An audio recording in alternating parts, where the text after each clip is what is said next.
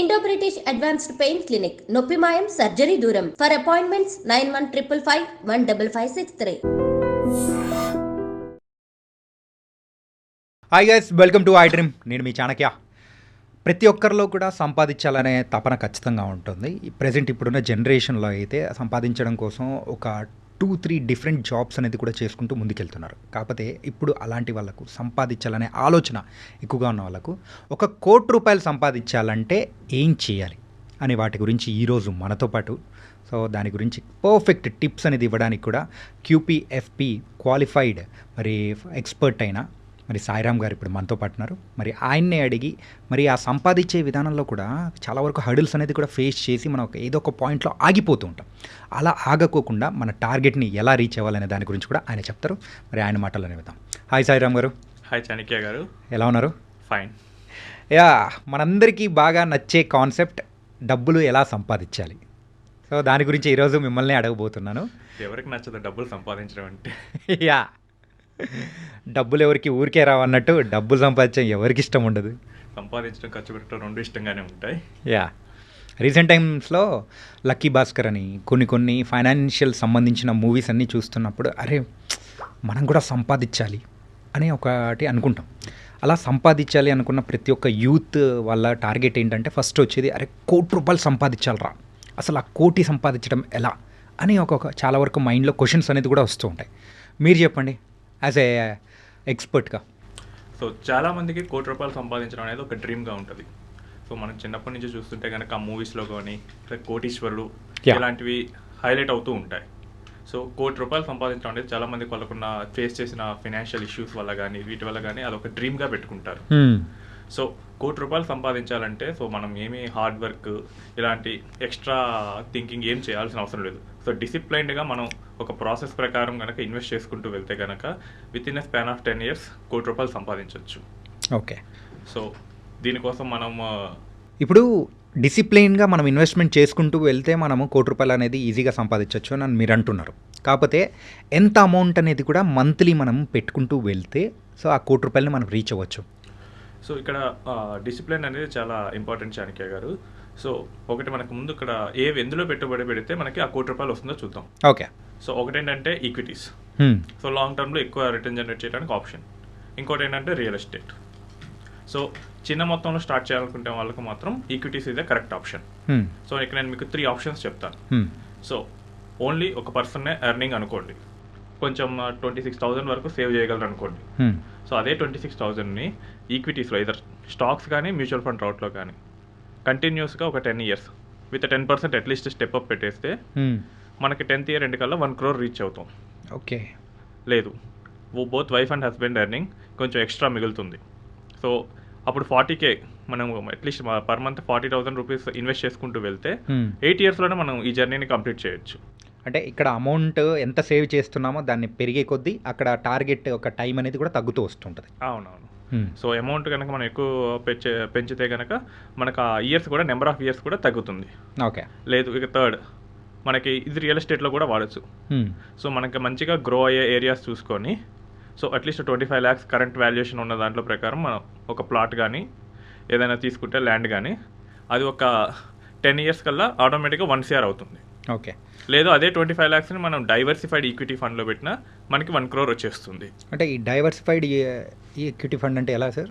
So diversified equity fund అంటే ఒకే sector మీద concentrate అవ్వకుండా మల్టిపుల్ సెక్టార్స్ మీద ఇన్వెస్ట్ చేస్తూ వెళ్ళేది. ఓకే. సో ఏ సెక్టార్ ఏ కంపెనీస్ మీద ఎక్కువ కాన్సన్ట్రేషన్ ఉండకూడదు. ఎంతమంది మనం ల్యాండ్ పెట్టేస్తే ఒకే చోట పెట్టేస్తాం, మొత్తం అక్కడే కాన్సన్ట్రేట్ అయి ఉంటుంది. సో ఇక్కడ డైవర్సిఫై చేయడం వల్ల మనకి రిస్క్ తగ్గుతుంది. సో మల్టిపుల్ కంపెనీస్ మల్టిపుల్ సెక్టార్స్లో పెడతాం కాబట్టి అక్రాస్ సైకిల్స్ మార్కెట్ సైకిల్స్లో కూడా మనకి అంత ఎక్కువ లాస్ అనేది ఉండదు. Okay. On and average so ఒక చోట తగ్గినా కానీ ఇంకో చోట దాన్ని కాంపన్సేట్ చేసే విధంగా ఇంకోటి ఉంటుంది అనమాట కోచా? అలానే. ఓకే. అండ్ ఈ 3 టైమ్స్లో అంటే మీరు చెప్పిన 3 types అనేది కూడా చూస్తే రియల్ ఎస్టేట్లో ఇన్వెస్ట్మెంట్ చేయడం అనేది it's depends on the market and timing ప్రకారం అనేది కూడా ఉంటుంది కదా. అంటే దాంట్లో చాలామంది కూడా బ్లాక్ అయిపోయిన సందర్భాలు అనేది కూడా ఉంటుంది. ఈక్విటీస్ కూడా అలానే ఉంటాయి. ఓకే. సో మనం రియల్ ఎస్టేట్లో మనం చేసేదే ఈక్విటీస్లో కూడా చేయాలి. ఓకే. సో రియల్ ఎస్టేట్లో మనం ఏం చేస్తాం, మొత్తం రీసెర్చ్ చేస్తాం, ఎక్కడ పెరుగుతుందో చూస్తాం, ఆ ల్యాండ్ టైటిల్స్ మొత్తం వెరిఫై చేసుకుంటాం. సేమ్ ఈక్విటీస్లో కూడా అదే చేయాలి సార్. ఓకే. సో సో ఎక్కడ పెరుగుతుంది, ఏ కంపెనీ పెరుగుతుంది, ఏ కంపెనీకి ఎక్కువ పొటెన్షియల్ ఉంది, నెక్స్ట్ అది పెడితే మన ఇన్వెస్ట్మెంట్ బ్లాక్ అవుతుందా లేదా, అంతా పర్ఫెక్ట్గా చూసుకోవాలి. సో బ్యాక్ ఎండ్లో జరిగే రీసెర్చ్ అనేది రెండింటికి కామనే. ఓకే. కాకపోతే మనకి ఈ రియల్ ఎస్టేట్ చిన్నప్పటి నుంచి మనం చూస్తూ ఉంటాం కాబట్టి అది మనకి ఈజీ అనిపిస్తుంది. బట్ టాస్క్ అనేది రెండింటికి ఒకటే. 26,000 మనము మంత్లీ సేవింగ్ చేసుకుంటే వెళ్ళిపోతే 10 సంవత్సరాల్లో ₹1,00,00,000 అనేది కూడా మనం సంపాదించవచ్చు అని చెప్పేసి అని అన్నారు. చాలామంది కూడా సో వాళ్ళ కెరియర్ని ఒక 15,000 to 20,000తో అనే అమౌంట్తో స్టార్ట్ చేస్తుంటారు వాళ్ళ మంత్లీ శాలరీ. అలాంటి వాళ్ళు ఒక 10Kనే వాళ్ళు అంటే సేవ్ చేయగలుగుతారు.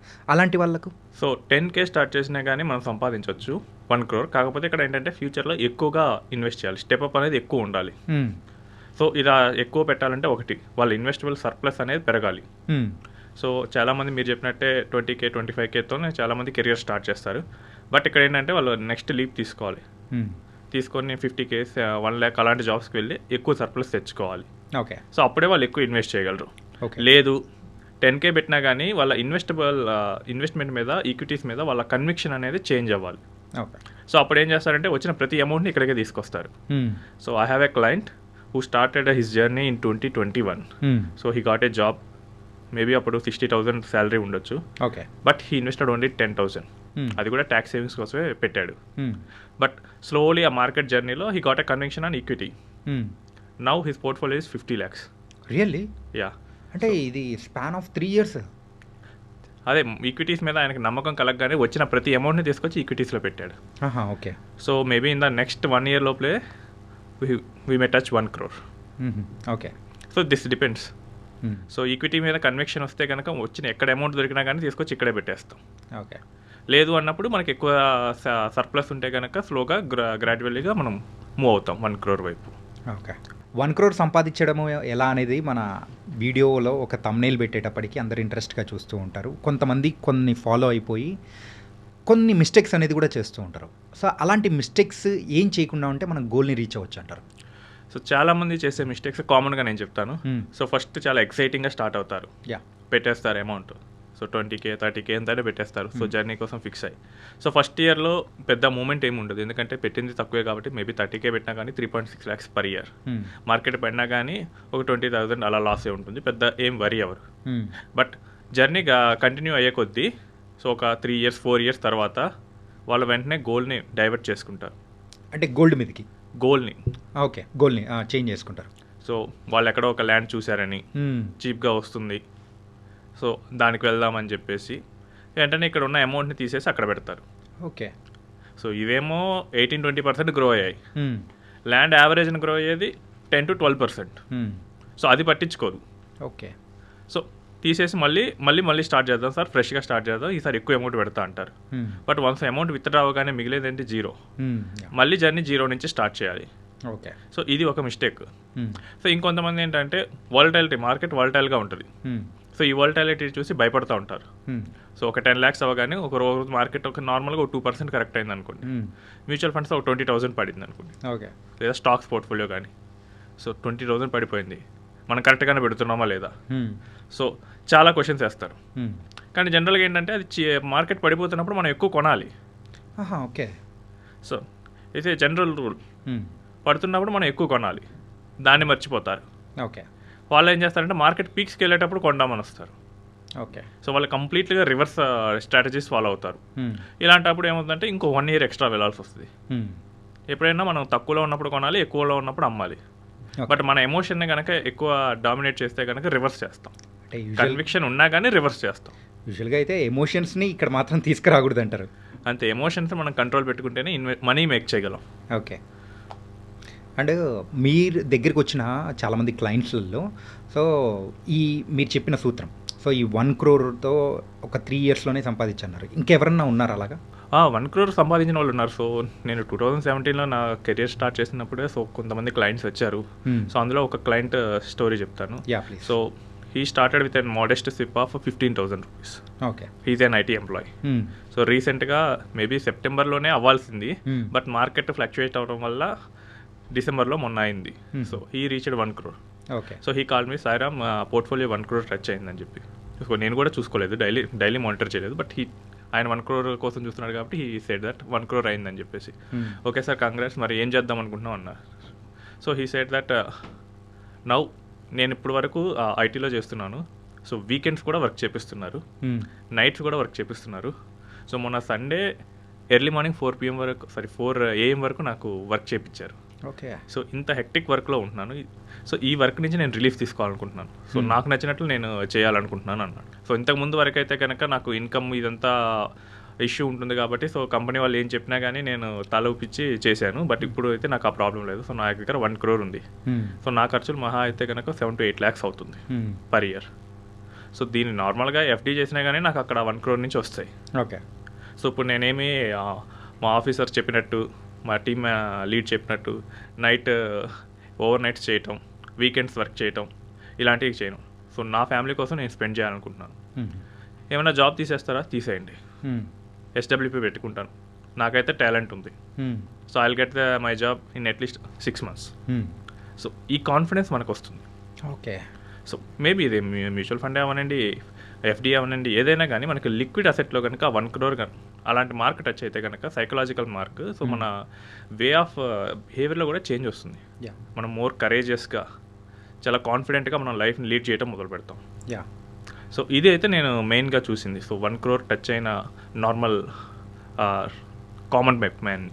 అది నిజం సార్. ఏంటంటే మనకు మన దగ్గర బ్యాంక్ బ్యాలెన్స్ కానీ లేకపోతే మనకంటూ ఒక అమౌంట్ ఉంది అని అనుకున్నామంటే మనలో వచ్చే ధైర్యం వేరుంటుంది, మన యాటిట్యూడ్ కానీ మైండ్ సెట్ కంప్లీట్ చేంజ్ అయిపోతుంటుంది.